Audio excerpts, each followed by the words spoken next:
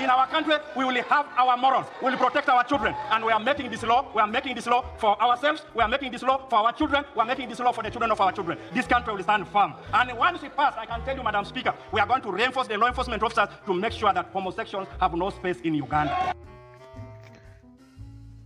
All right, so Uganda passed a law that pretty much makes it illegal to do anything gay, even identify as gay. I know there's several places that reported on it, like the BBC, the NPR, and CNN. I know CNN talked about wrote something about he got 20 years for identifying as LGBTQ. And I know the BBC put an article out with a little bit more detail talking about basically some of the terms like you can't have propaganda in favor of that. Anybody who's going after children or grooming children or anything like that will be arrested, which is obviously should happen whether you're LGBT or not, Q or not, and various other things, people housing certain things. So this law is just going after the LGBT agenda, and it was just like there's no place for gay people in this, which is unfortunate. And I don't really like the law. Certain aspects of the law I don't like. I'm not gonna say I don't like everything. Like if you go after children, yeah, you should be in jail. But and I think the U.S. should put a travel advisory out or something like that for LGBT members of the members to not go to Uganda. But this is about several different things, like which a lot of people probably haven't talked about. It's about AIDS. The documentary Culture Imperialism really got into this. It really got into some of the stuff, why this law got passed. So one, I believe it's about AIDS and STDs. Number two, it's about cultural imperialism of the West. And number three, it's about their Christian culture. Now, AIDS. I know, like the documentary Culture Imperialism was talking about how Uganda adopted a policy effectively telling people like there was if you don't have intimate relations before you're married, and if you do, use a condom, because otherwise you're going to die. Because AIDS spiked up to like 50. AIDS was like at 15% there. That's a whole lot. 15%. That's a whole lot. And like 1 out of 7 people have AIDS, and there was people dying and kids being born with this and all. It was crazy. And you had so their AIDS rates went down from like 15% to 5%. Now it's back up to last time I heard it was up to like 6% and 6 or 7%. It might be higher now. And you have Botswana that was like at 3% at one point. Then it got up to 24%, which is 1 out of 4 people, which is crazy. But they adopted like the U.S. Free love policy pretty much effectively. And when the UN, so it was about that. And the best way, the most effective way of spreading the disease, for lack of a better term, is through the sort of intimate relations that men and men have. Like that's the biggest at-risk group when it comes to AIDS. No other group is really at risk. There used to be things with needles, and I know like a friend of mine, parents died from blood transfusion from AIDS, but in the 80s, but that's not really too much of a thing now.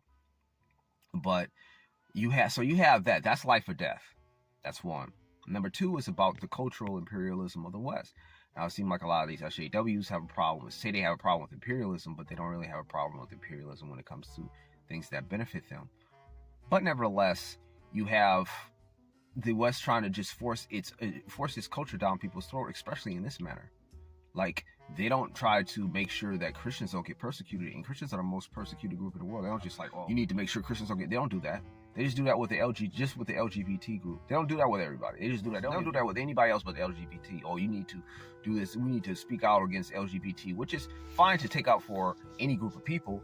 But at the same time, when it comes to this agenda, not necessarily the people who have this orientation, but the agenda itself, this agenda in the name of LGBT, they be promoting a lot of nonsense, especially towards children. And when it comes, and here in that country, they was going after the children, promoting a lot of illicit activities. When you have AIDS rates of AIDS rates being real high, and that's not what lowers AIDS rates. I think there was a UN study that shows abstinence and things of this nature lowers AIDS rates. This is obvious, but nevertheless, the U.S. and the UN didn't want to hear that. Now I'm gonna play a clip just for somebody who was featured in front of the UN talking about this. from the documentary Cultural Imperialism. 2011, the UN Special Rapporteur on the Right to Education issued a report to the UN. This report claimed that children have a right to comprehensive education that, among other things, will abolish guilt feelings about eroticism, include homosexual education, and make students aware of their rights, such as the right to pleasure. It's about starting when we're with children about the expectation of roles, and we need to start there. My brother Luigi and I had an opportunity to go to the United Nations and give a speech on the UN floor. First, my brother explained about how we became orphans when both of our parents died of AIDS. We were able to go in close the United Nations negotiations where we saw developed countries trying to force the African countries to accept comprehensive education. This kind of education tells youth that they can have fun and have sex and just use condom. This kind of message was a death sentence to not only both of my parents but also my brother Rogerio. I went to the United Nations with my brother and sister. It was called the high-level meetings on AIDS.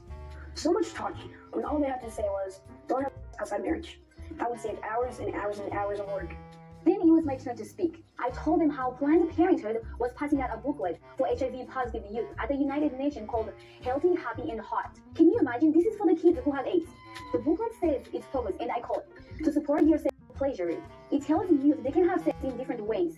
It teaches about pleasure through masturbation, with same-sex partners, and even if you are drunk. So you see this person was just talking about it like the nonsense that was going there, and this is, yes, I mean, if you're promoting this kind of nonsense in the name of LGBTQ plus, usually, I mean, it's not shocking that they're hostile towards them.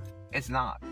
I mean, the country was probably highly sympathetic in the first place, and I'm not talking, and then stuff that if they go after these people in an unjust manner, anybody in an unjust manner, it's wrong, but anybody, but at the same time, if you're promoting going after kids and promoting stuff that's going to increase the AIDS and death, as well as going after the children, yes, we have this problem here when they're going after children, and now they're seeing the craziness that goes on here. You know, they don't know what a man and a woman is, and then you have them encourage kids to transition, and then kids to engage, and then the media is lying about or ignoring the fact that they put in illicit stuff in books. I mean, no wonder they have a strong rejection of this.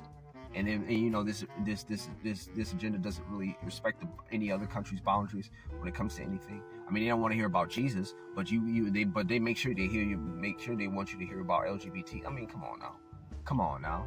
I mean, what you do in your bedroom is your own business, right? Why do they need to just promote like, oh, you need to accept what I do in your bedroom? Nobody needs to accept what you do in your bedroom.